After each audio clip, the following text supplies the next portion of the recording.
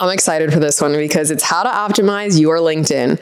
But you didn't know most investors look at LinkedIn before they even look at your deck. Before the meeting is accepted, before the email gets a reply, before the pitch deck even gets opened, that LinkedIn profile gets pulled up. Now, that's not speculation. That's what happens when a warm introduction comes in. The investor's next move, almost without exception, is to search the founder's name and form an opinion in about 60 seconds. Credibility, background, trajectory, whether it's worth a conversation is all part of it. A weak profile doesn't just fail to impress, it can kill a deal that never even made it to an official pitch. And the founder might never know what happened. So here's what an investor-ready LinkedIn profile actually looks like. The headline. Most common founder headline looks something like CEO or co-founder of company name. That communicates just a title. It doesn't communicate anything worth paying attention to. Now, that headline is the first line of the pitch, and people see it when you comment. And it has one job. Make the person reading want to know more. Here's the formula that typically works. It's what's being built, who it's for, and what makes the founder credible. So think about comparing these. CEO at fintech startup versus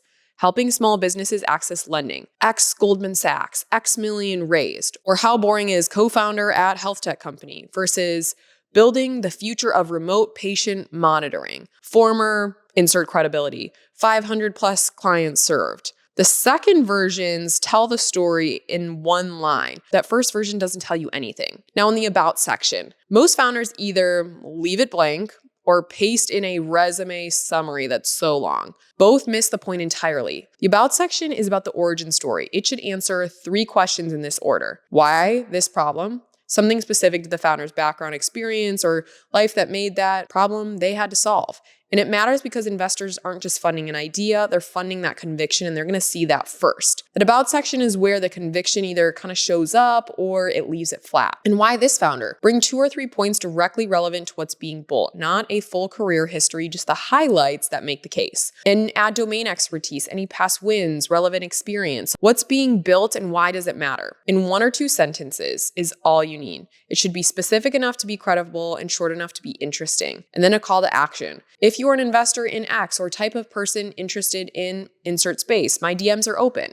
And most founders skip this, or the people who want to reach out need a reason to do it. Now, in the experience section, every role should show a clear, logical line leading to the company being built right now, and every description should focus on outcomes, not responsibilities. So the difference is managed a team of engineers at Google versus led a team of 12 engineers building a payments infrastructure product now used by X million businesses. Again, I'm making this up, but I quantified those details. So one describes a role, the other describes what actually happened. So the current company deserves a real description and not just a title and start date. What does the company do? Who does it serve? And what has it accomplished? Even if it's small, any traction, milestones, funding rounds, anything is worth being proud of. Investors are going to read this section. It should be treated like a mini pitch because that's exactly what it is. Now, for what gets posted, investors don't just look at the static profile, they're going to scroll recent activity. What they're looking for is evidence that the founder is credible, knowledgeable, an active voice in the space, and not someone who just showed up a week ago and started posting jargon for nothing. 3 types of content that actually build investor perception over time are building in public. So that's milestones, learnings, honest updates on what's working and what isn't, even crossing revenue or customer milestones. So here's what our first 100 customers taught us, or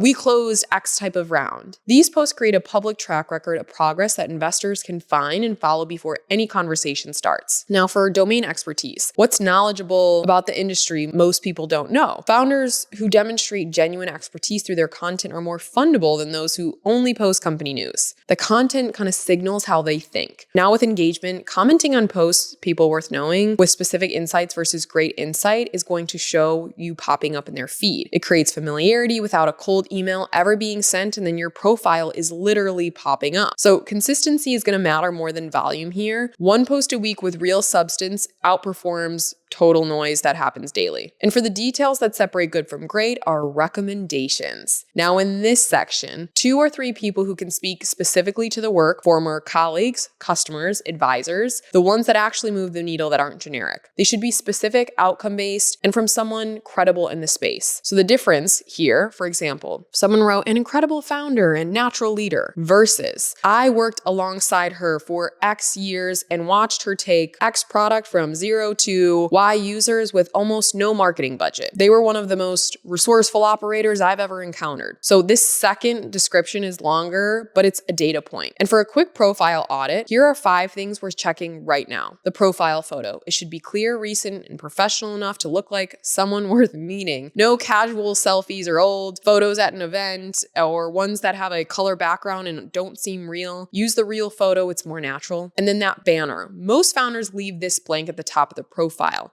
It could be adding the company logo, a clean branded image, even a one-liner, and you can do this really easily on Canva. Then for the URL of your name, it should not be a random string of characters. You can actually do it /LinkedIn with your name and customize it. Next, for contact info, email, company website, calendar link, you can put them all there. Don't make it hard to reach you. And in the featured section, pin the most important content here.